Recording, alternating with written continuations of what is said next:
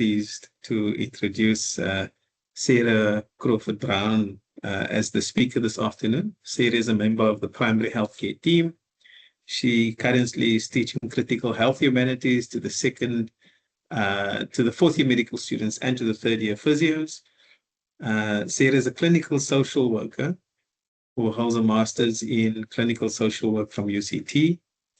And if you listen to Sarah over coffee, you'll hear of all the amazing, dangerous places she's worked in, conflict zones across the globe.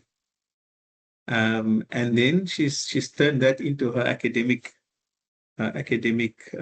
interest, looking at the psychological and social impacts of violence and trauma. And this also animates her PhD that she's, I believe, about to submit for examination as she bites her fingernails. This afternoon, Sarah's going to be talking to us about beyond PTSD, understanding psychological adaptation to chronic community violence in Cape Town, with a particular focus on what does chronic exposure to ongoing violence mean at the psychological level.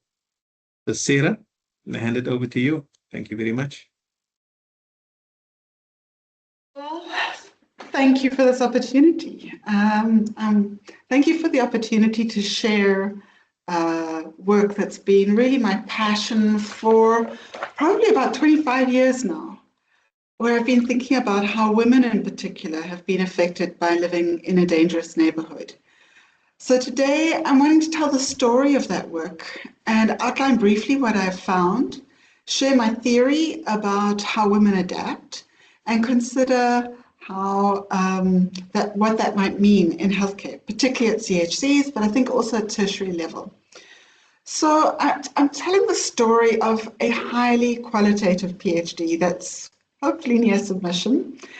I'm a clinical social worker, as Taslim said, but I'm registered in the Department of Psychology, which means this is going to feel very different to the majority of presentations at in the health sciences, because basically it's a story of 22 women.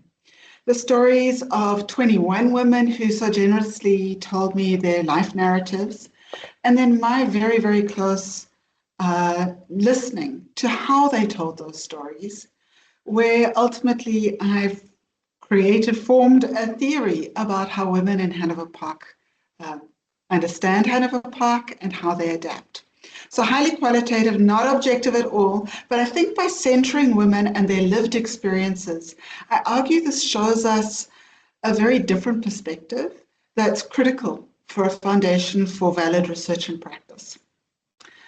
So driving to work this morning, caught up in traffic in Coburg Road, I was suddenly confronted by 3 military vehicles, men in full fatigue, helmets, guns, followed by a military ambulance that was escorting them. And my immediate response is, what's going on? What's happening? And it took me a little while to, of course, realize that the Army has been again redeployed in the Western Cape.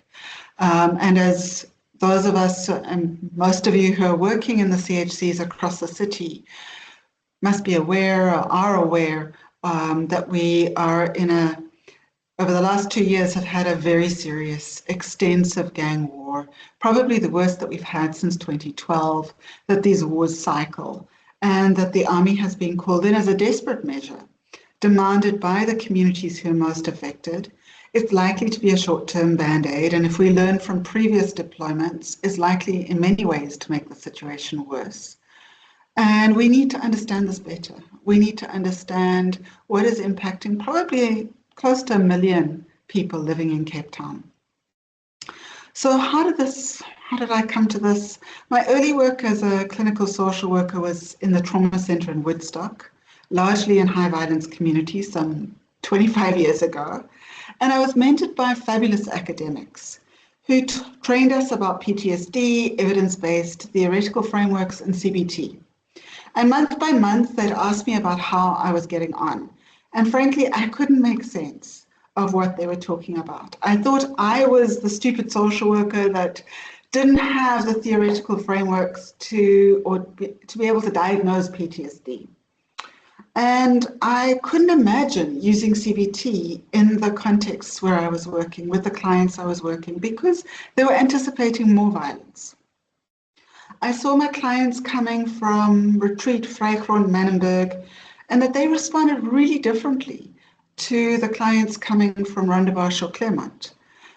When they came from Manenberg, they might be referred by an employer where there'd been a robbery, and they'd start the session talking briefly about that event, and very quickly we'd go from one event to the next, to the next, to the next.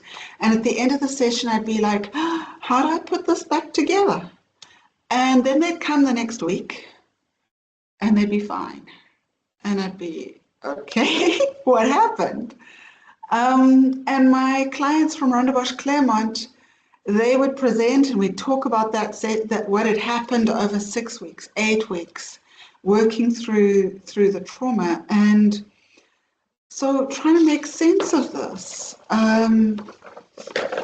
I gradually came across a study in 1986 written by Jill Straker, based at WITS, who was writing about the continuous traumatic stress of the anti-apartheid activists in Soweto, who were constantly physiologically activated, concerned about the future, worried about future threats, and couldn't discern what was dangerous and what wasn't.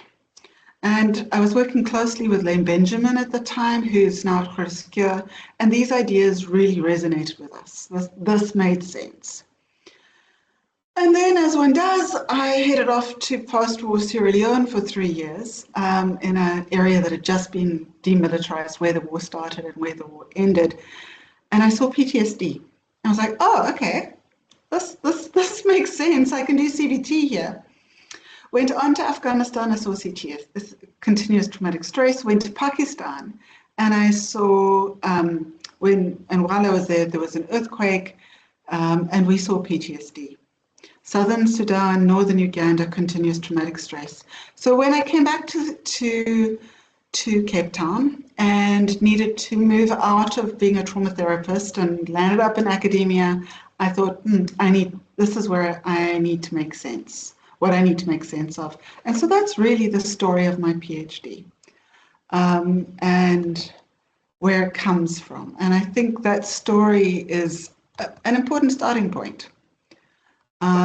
Because I've taken a strongly constructivist perspective that is quite different. So I'm just going to load a quick PowerPoint. And I thought I'd do PowerPoint live, and it is perhaps more complicated than I should have tried. Here we go. So I hope you can see the PowerPoint. We can see it. Great. Thanks, my tech worked. So I'm particularly looking at women's psychological adaptations to chronic community violence, and Debbie Kavanagh is my supervisor.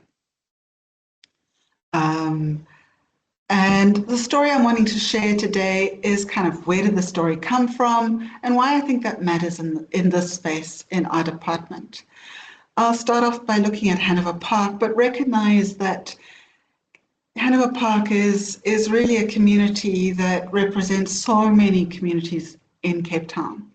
And I've tended to shy away from the terminology of Cape Flats and talk about Cape Town neighborhoods because I think if those of us who live close to the mountain can pretend that it happens out there instead of realizing this is our city, this is our space. I want to talk a little bit about what our current frameworks miss in terms of PTSD coping and resilience and why they fall short in high violence communities, and a little bit about why this methodology, but particularly focus on what the women told me and the 4 adaptive patterns that I found that I think will be useful in future practice and interventions in high violence communities. And so what does it mean in health consultations? So the neighborhood. Hanover Park, it's in our census, 2011, it's Technically about 40,000 people living in a very small community, 2 kilometers square. 62% of the households are living underneath the poverty line, and we know that they are highly affected by gang wars, drugs, and crime. If we reflect on the murder rate in Hanover Park or the Philippi East police station, that they cite a murder rate of 143 per 100,000. If we compare that to Cape Town 66, nationally we're looking at about 36 and a global average of 6 murders per 100,000. So we're talking about a high crime spot that is of the most violent in the world, probably compares to Ukraine. And we need to be seeing this as a very complex community that's severely affected by ongoing violence. I asked the women to draw. What does Hanover Park look to them? And a group raised issues of hunger, guns, drugs, high density of housing.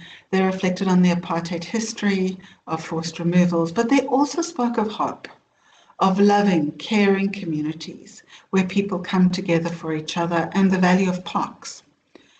Talking about the CHC, another group drew Hanover Park, and this is significant because at the bottom you can see the day hospital.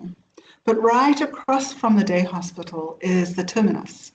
And yes, on the one side, they have some of the best transport in Cape Town. It's very easy to access and move across.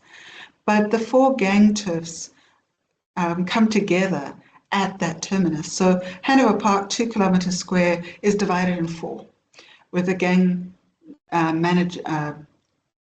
managing each area and managing actually the political well-being and a whole lot of different processes happening in each of those turfs. When the conflict is high, it's almost impossible for people to cross turfs. And the day hospital is right across. While I was doing my interviews, the gang violence increased and bullets came through the pharmacy window. As I was driving in, there was a field right next door and somebody was shot on the field. So this is a very high reality, both for the staff, as those of us working there are aware, but also of the patients. And it's really difficult for people to come to health services when it is positioned at an area of high gang conflict. So what do we know? It was Jennifer Bullman's comments that really resonated with me, where she said that trauma affects how we think about the world as a safe place, people trustworthy, that other people are trustworthy, and ourselves as good people, and that traumatic events shatter those experiences. But then I was sitting as a young social worker with the question, but what happens if violence is expected? Would it still be traumatic? And that's really sat with me and led to this research. So I did a scoping review and found that there are 13 recent studies, only 13 recent studies up till 2012 on women's experiences of living in a high violence community. And that speaks of an enormous gap and a breakdown in psychology. I think it's an indictment on the discipline of psychology. I did a much deeper search and I found 16 older studies, largely in Chicago, exploring the lived experiences of women. And I found that those were much richer, much more engaged. Most of these studies used the World Health Organization's definition of community violence, which understands this as an event between 2 people of harm that happens in a public space. So in the past, one event, public space, which just doesn't describe the experiences of people living in Cape Town.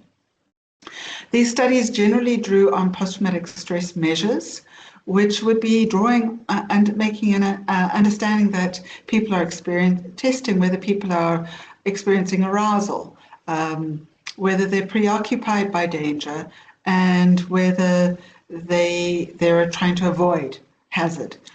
which are actually ways of adapting to that in common sense terms to a high violence space. They also used coping theories and resilience, again, that don't quite fit this space. So my research question is, how is women's well-being affected by living in a context of ongoing violence, and how do women who live in these contexts construe? How do they make meaning of this neighborhood, and how then do they adapt? Because we adapt to the meanings that we make of contexts. I've used a constructivist theoretical framework and constructivist grounded theory because I understand that people adapt to their construal of an experience. With this construal, the processes of meaning making actually shaping their adaptations, because narratives can either be dominated or disorganized or dissociated by managing experiences of trauma. And I interviewed 21 women to elicit their life narratives. So I also used a constructivist framework because it allows a level of decoloniality by centering women, allows me to step aside and recognize that I'm coming from a very different background, a very different set of meanings, and that we need to kind of be reflexive about how those two interact. It also allows their lived experiences to come through. So it enables a cross-cultural perspective by framing it from what's going on in a particular community. What the women told me was, right at the beginning, my first impressions were, a person's so used to it that it doesn't affect one anymore. That's just life in Hanover Park. Those comments come through quite often. But when analyzing those transcripts, I found that there was much more going on, that people were anticipating danger and mistrusting others with associated feelings of deep fear and alienation. They were worrying about everyday problems. Universally, they were hating the social chaos, and they mistrusted neighbors, making this a very difficult space to engage with. So with constructivist grounded theory, you take each of the 4 hours of transcript with each participant and code each line by line, using a gerund, thereby getting the processes that are engaged in each story. And then you build up those codes into higher categories and higher categories and higher categories. And I found that one of the main categories that came through was that women were construing their neighborhood by anticipating danger. They were saying, anticipating direct danger by saying Hanover Park is now the coffin. They were witnessing violence by saying people are just dying here. They were navigating a diffuse ethos of threat. And this came through at multiple levels, saying a person can't see a bullet, or a bullet doesn't have a name, a bullet doesn't have an address. And very importantly, particularly as mothers, they were worrying about family, saying, I'm immediately on my nerves, particularly because they weren't necessarily with their family member. They themselves might be in safety at home, but they're thinking about, where are the children, where is my partner, where are my friends? And so worrying about family extends this concern. They spoke about missing safety and freedom, and this came up at many different levels, which is an important part of triangulating the theory. They said things like, we don't even know which side we're safe. So they were construing the neighborhood by anticipating danger. At the same time, there was a hating the chaos. It's like a cooking pot. They spoke of fearing the gangs. If you spy, your life is not safe. Blaming community members and acknowledging complicity, saying it's the type of neighbors and everybody gets caught up in it. Understanding that because of poverty, because of the extreme stress that people were under, the line between who was involved in illicit activity and who was in the gangs and who were completely out of these connections. It's very difficult to draw. They spoke a lot about failing authorities. The government actually does nothing. The police can't be trusted. And that's really important in understanding the social environment and of mistrusting others. Sometimes people can be very nasty. And they spoke at that at a very individual level, particularly about gossip. The fear of gossip came up all the time, and people struggled to make friendships, struggled to engage and find social support because they were fearing gossip and that people could be nasty. At the same time, there was a sense of seeking ordentlikheid. There's ordentlik, those people who are ordentlik, then you have, if you're not, what? If you've got that ordentlikheid, you've got respect for yourself, and then you can go through life. And themes of ordentlikheid, of decency, came through all the time. And again, triangulating the different categories. And so this is significant because in anticipating safety, that's an event-based processing and meaning making. But in discussing chaos, what came out very strikingly was a social, making sense of the social environment.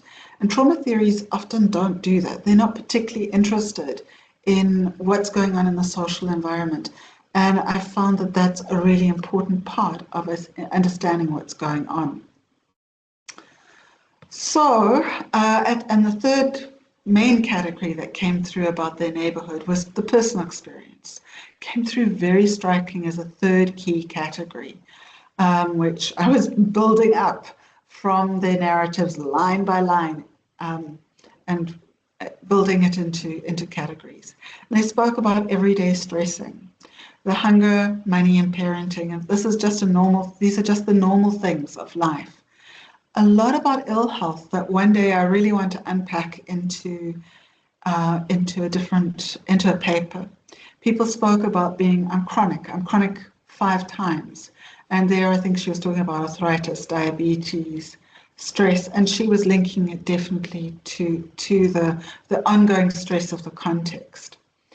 And then housing, family, substance abuse, domestic violence, and that they can't handle it. These personal experiences were important for me because in the past I hadn't really seen them so much.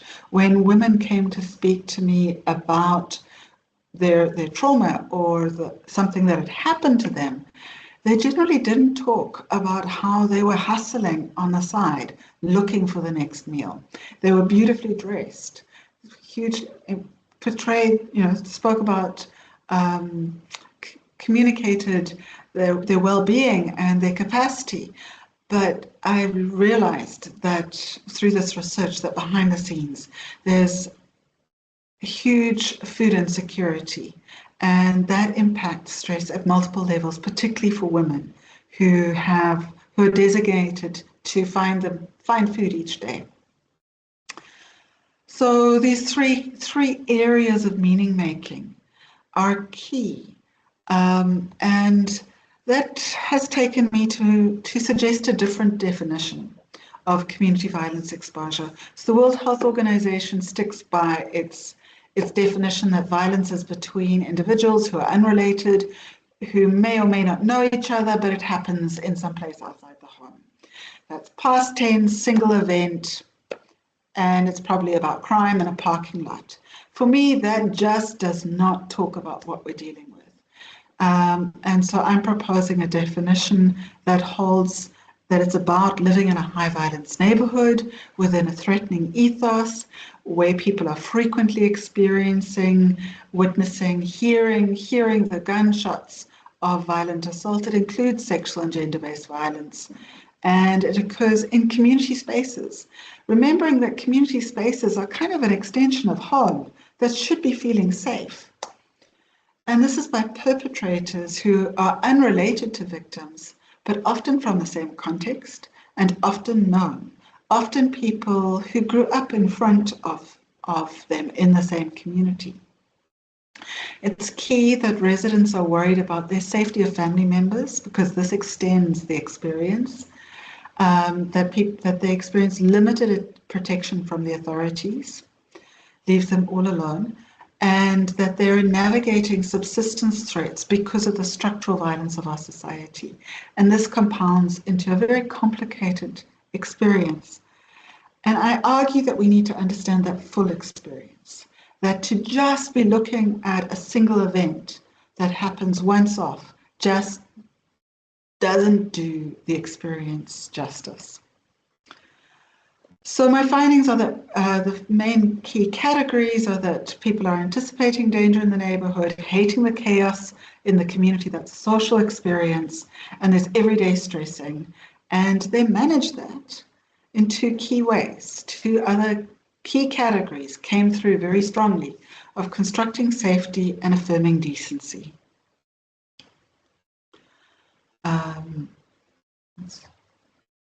Why isn't it moving on? So I'm understanding this as people are recognizing the life-threatening experience of the neighborhood.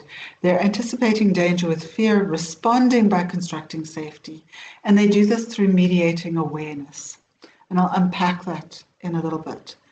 They hated the social chaos, and that comes out as mistrusting others with alienation, including health professionals, and responding by affirming personal decency. So there's a flipping of seeing what's outside in the social environment, and then how can I, in an intersubjective meaning-making process, affirm my own sense of decency to strengthen the connections. And this worrying about everyday survival is an ongoing process. So there are two adaptive goals. And I know this is very, very small, but I wanted to put them together because I think it helps us in place. So there's the safety goal in the events space, where women are constructing safety, and they're doing that by consciously bipolar control of the threat.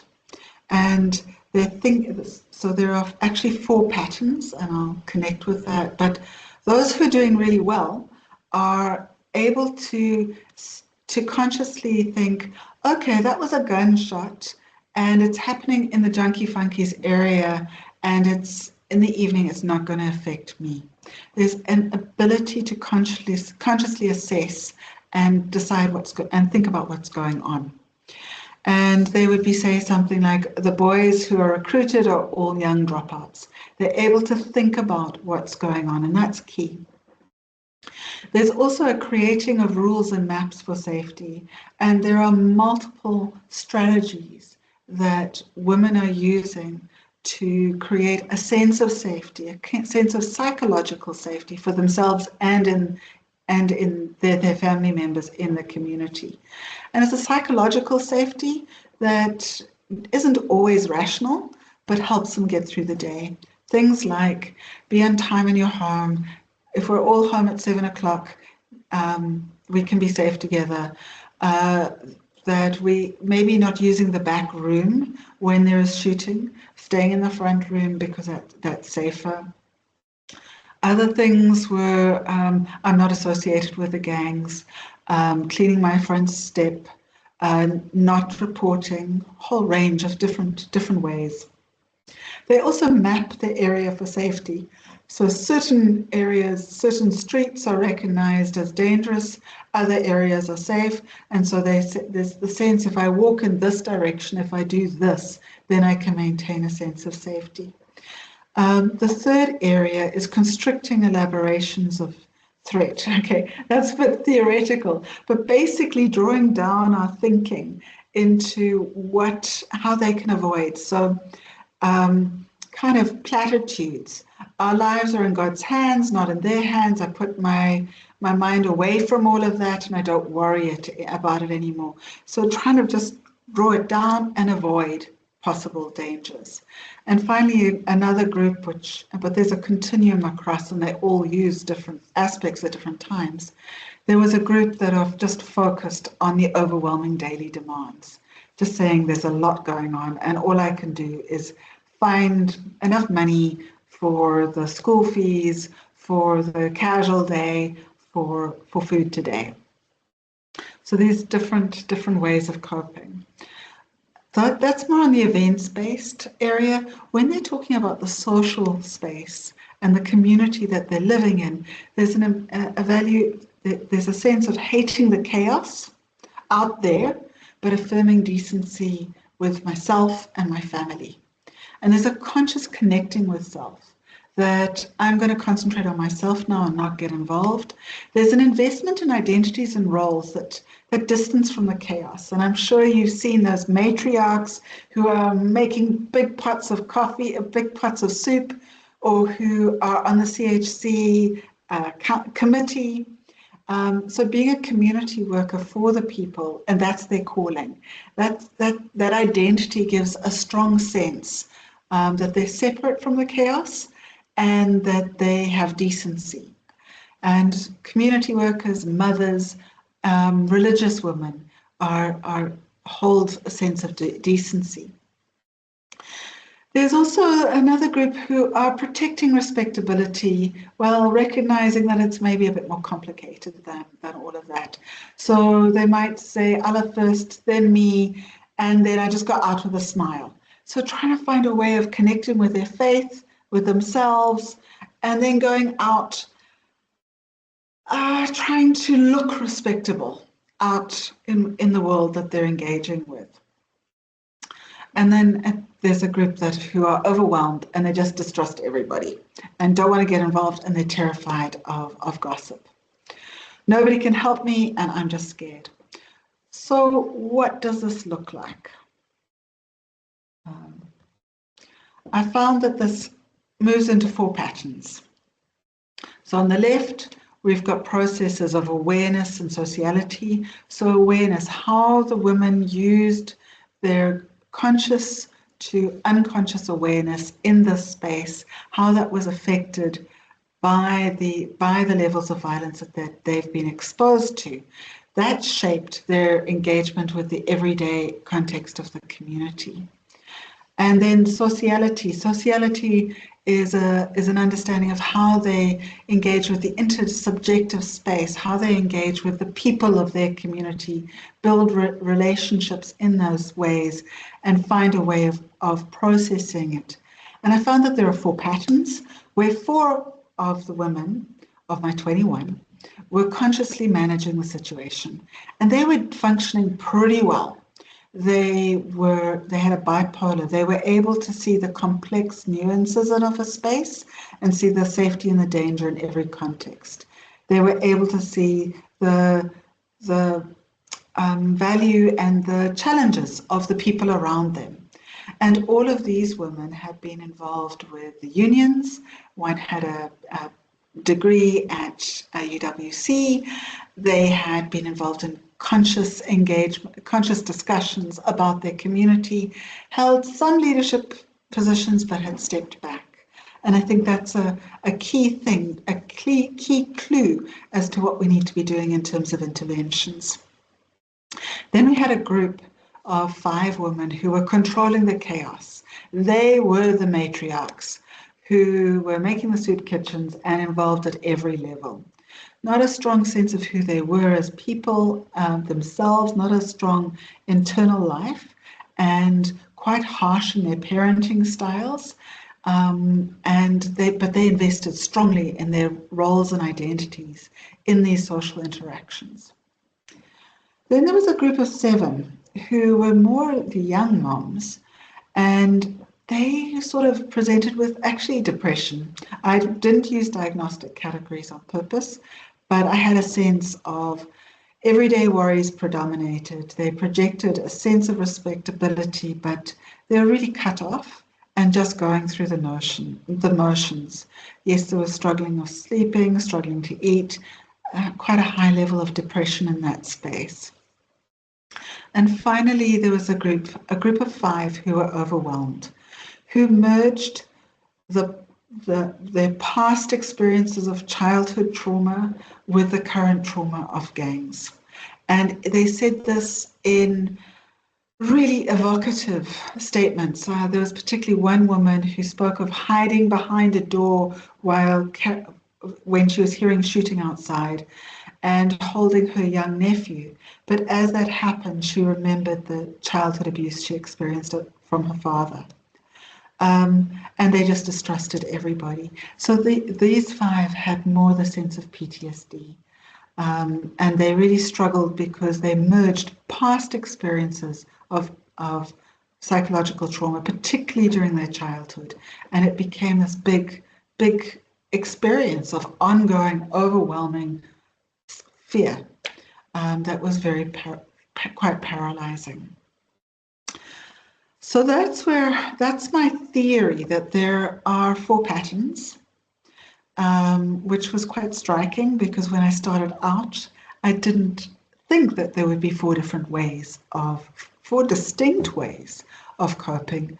Of course, I met the women one moment in time over 2 weeks where they told their stories. But these were the themes that arose. I found that awareness was a critical component in how they managed their engagement and their awareness, and how they related to their community and themselves, and were able to build effective trust, or found themselves distrusting everybody. That was also key.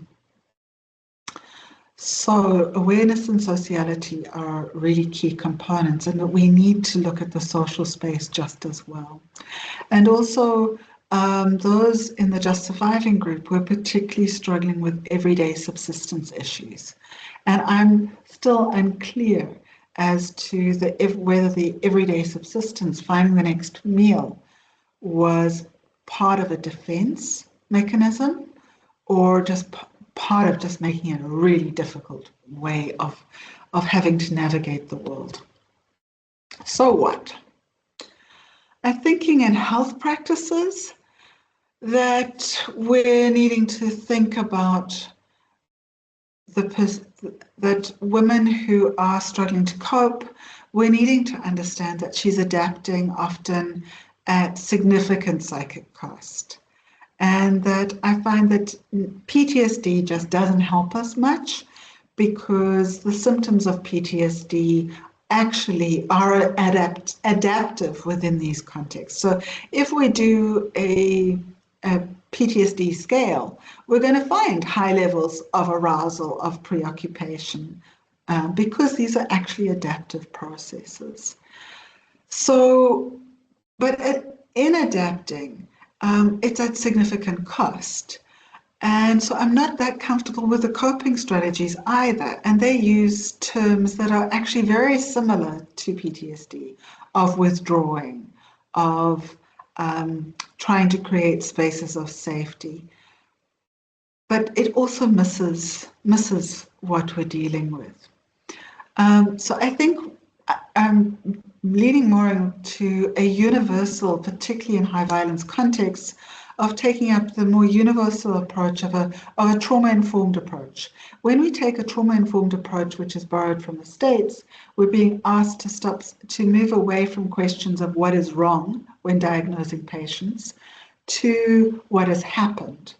And I think in our context, we need to move further to say, what is happening in this context, and how do we engage?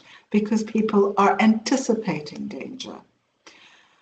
We're also needing to move beyond PTSD protocols, because this is not happening in the past.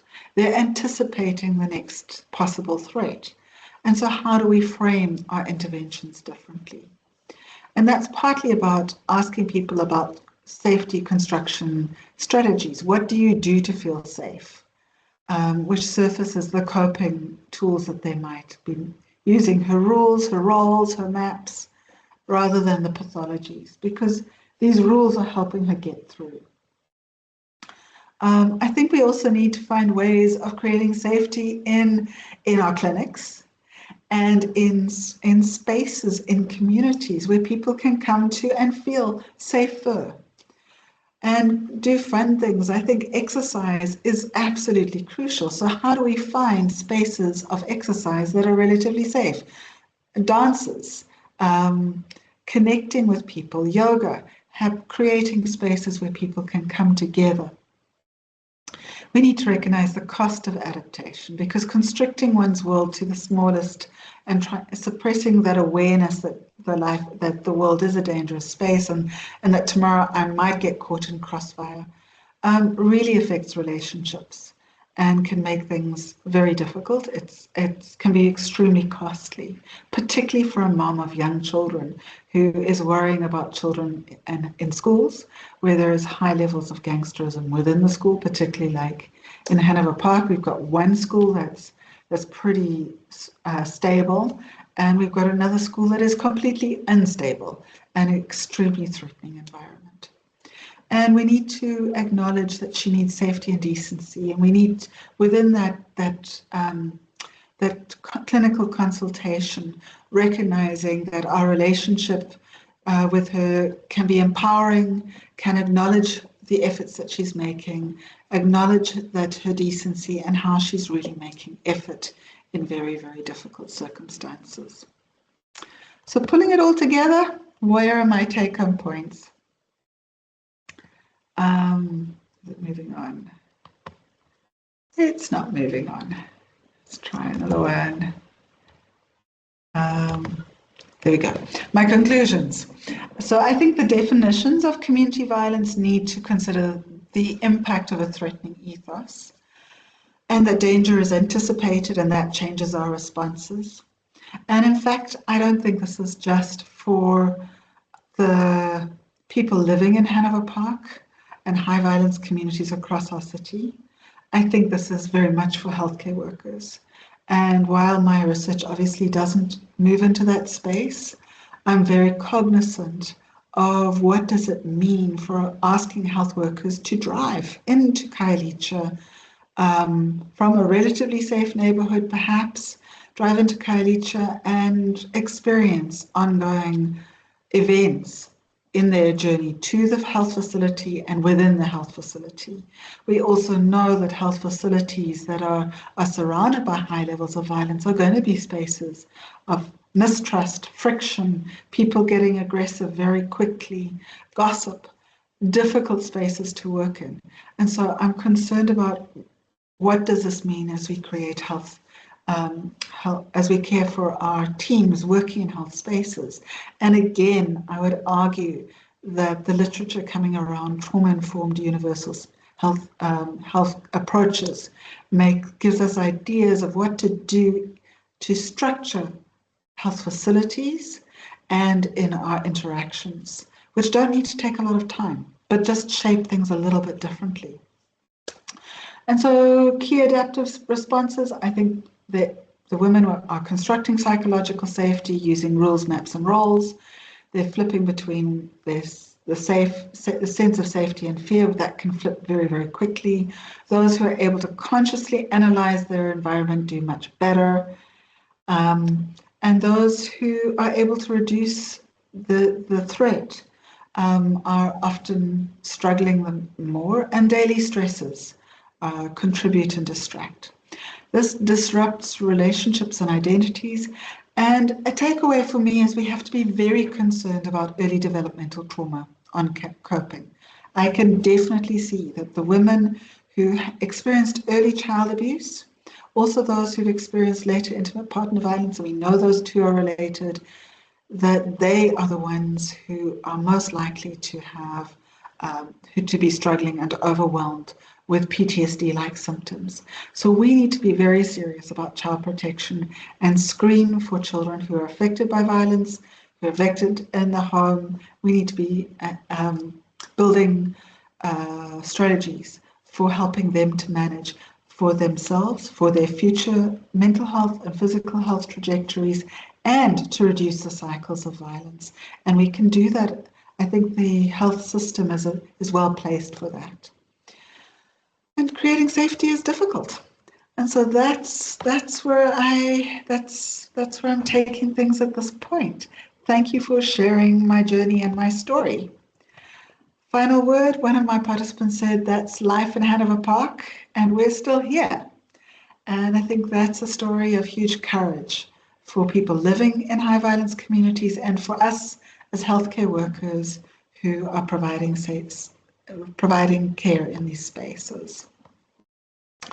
Yeah, so thank you for this time.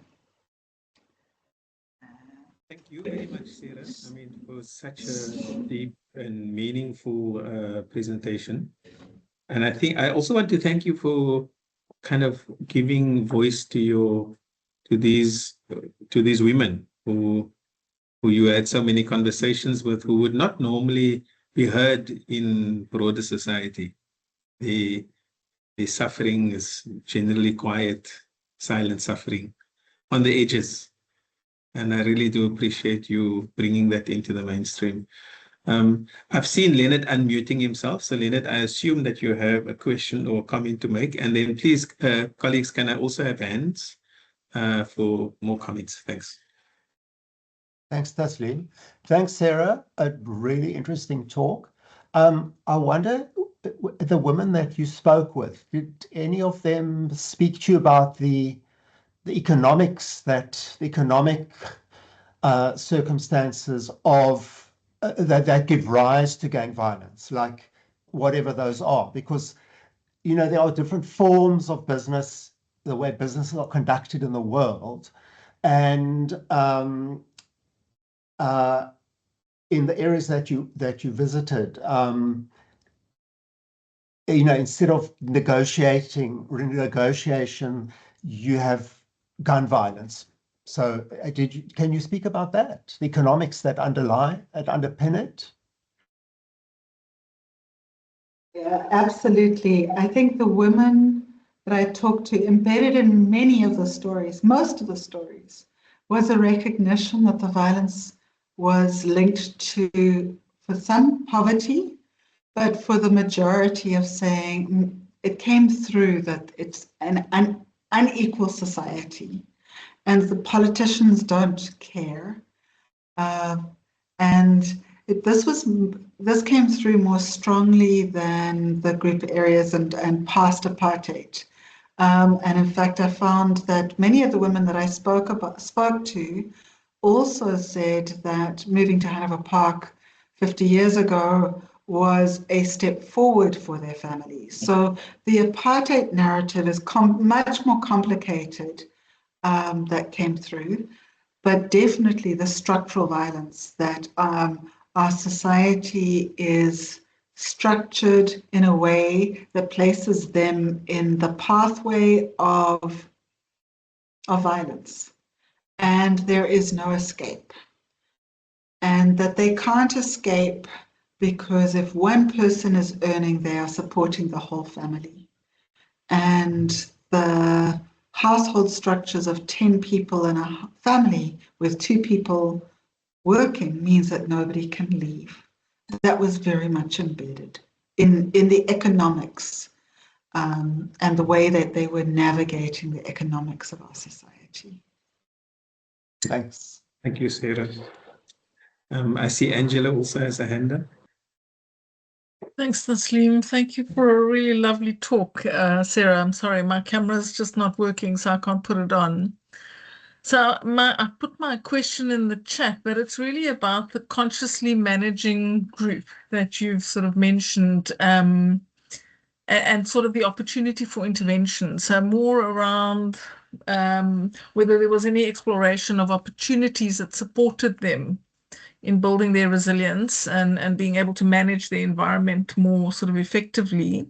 So that was the first part of the questions. And then, I mean, you did mention some of the characteristics, or at least some of the associations, certain factors, but were there any sort of fundamental characteristics and specifically an outlook of that group that protected them from the impact of that sort of community violence? And then the interventions and what that would look like. And obviously, yes, the protective ones around violence against children. I mean, that I get, but anything further in terms of almost that sort of like the psychological development space, really? Thanks. Thank you. Really great questions. What was interesting is this group had stepped back to protect themselves. So they were not in leadership spaces anymore, but providing support for their own network. They were able to consciously think about what was going on in a way that the other groups were not able to. So they were able to evaluate and talk with me. So Paulo Freire keeps coming up in my mind, of that critical consciousness, of being able to query power. Actually, all of them questioned the leadership. All of the four in that group questioned the community leadership structures in their neighborhood, and didn't want to be part of them. And that was about a critical consciousness of power and power relations. So where does it take us in terms of interventions? There was it before I left for Sierra Leone. I ran a 8 session group in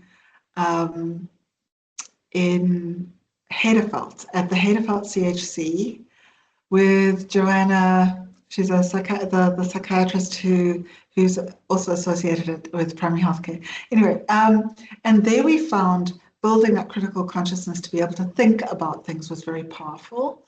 So I would be wanting to build that.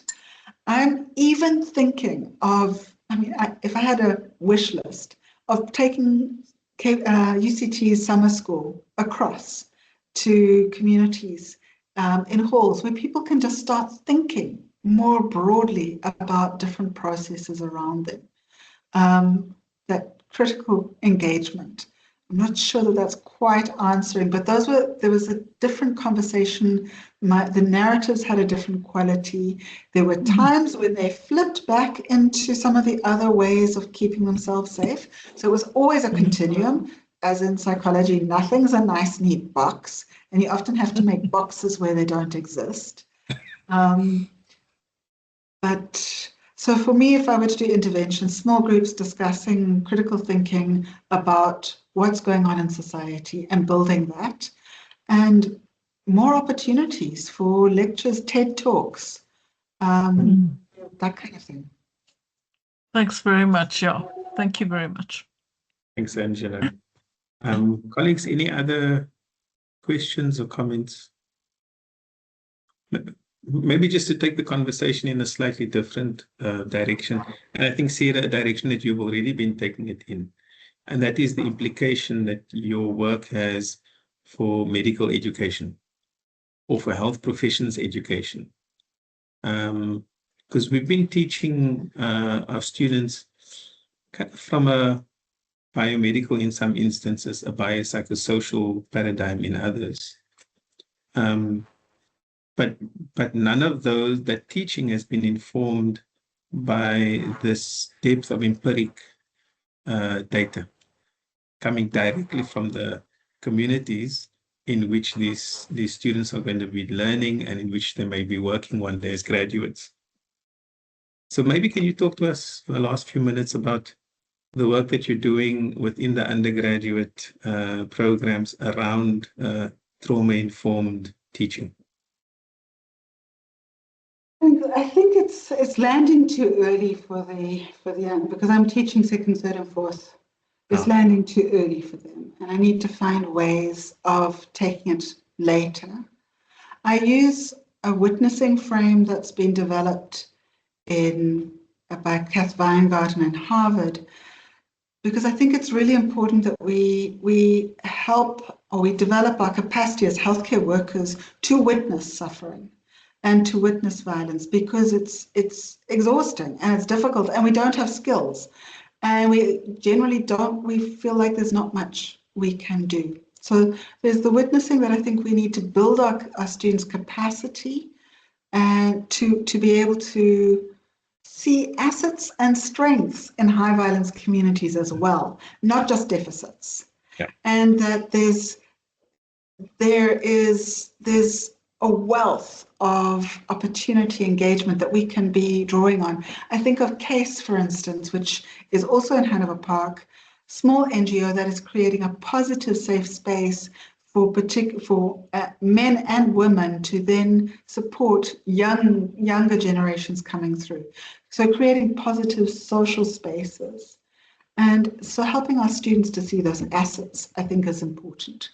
Helping them to, and then building safe CHCs. So Lane and I are beginning we're hoping to land a larger grant with Lizelle Jacobs to look at what does trauma-informed health practice look like in our space, which would be trying to create health facilities that feel safer for healthcare workers and for patients. Yeah, I think it's those, and asking what is happening rather than just looking at the what's wrong with people. Thanks, Sarah. I see Steve's hand came up quite belatedly. So Steve, you're going to have the last question in the last 4 minutes of the session. Yeah, I'm aware that time is always out, but I just wanted to thank Sarah for the clarity of her presentation. I think it was really well set out and very articulate. I learned a lot from it. I'm thinking of our emergency medicine colleagues, and I see some of them on the call who are sitting downstream of all this lot and often dealing with the immediate after effects of violence. And I'm thinking, Sarah, of the effects on them as individuals and the implications of your findings for that, where that lands in an emergency center. Because I've often thought that we deal with the physical aspects of trauma quite efficiently in the EC, and the main task is to get them out of the EC somewhere else where they can be dealt with. But the lasting psychological effects of trauma, even if it's vicarious trauma, are significant, and the burnout rate amongst emergency medicine specialists is high. So maybe in terms of education, we should be looking at the postgraduate space rather than the undergraduate space. And yeah, I know time is out, but I think it's a conversation with Clinton and other colleagues who are on the call about the implications of this for our colleagues in ECs. Thanks. Thank you. I think, and that's a very personal question for me too, because I'm now teaching because I burned out. I got PTSD through 20 years of trauma work. And I'm not convinced that debriefing and counseling is the way forward. I think, yes, it has its place.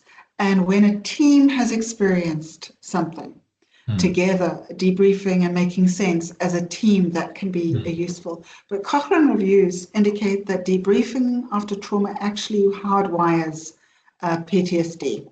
So I'm not that, I don't go down that road. And I remember the presentation by David at the beginning of our research day last year of his masters in Limpopo of ambulance workers. I'm much more of how can we create humane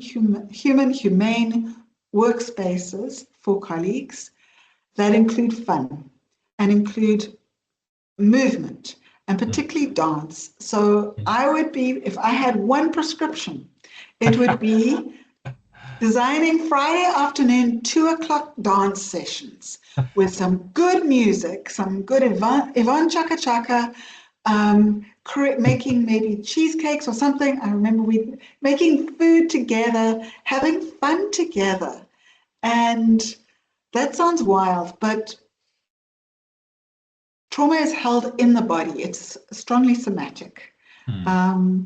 And yes, when we make sense of it and we can cognitively process it and start integrating that into narratives, we do better. But if I could just do one quick thing: fun, dance, movement, human work environments, recognizing that we're human first, and being very conscious of the narratives that we say, oh, we can just work 24/7. The hero narratives do not help us. Yeah. The stoic narratives are not good for us as healthcare workers, not good for us as for the health systems or for patients. We need to create humane work environments. I can say a lot more, but that's just a start. It sounds like we could sit here and listen to you the whole afternoon, but it's 2:00. Thank you very much. A really deep and meaningful discussion that you led and the work that you presented. And I do look forward to the day when you'll be standing on a podium with the bright red gown draped over your shoulders because of this work. I mean, this work must land in society in a place where it's going to be useful to the people that needs to access it. Thank you, colleagues.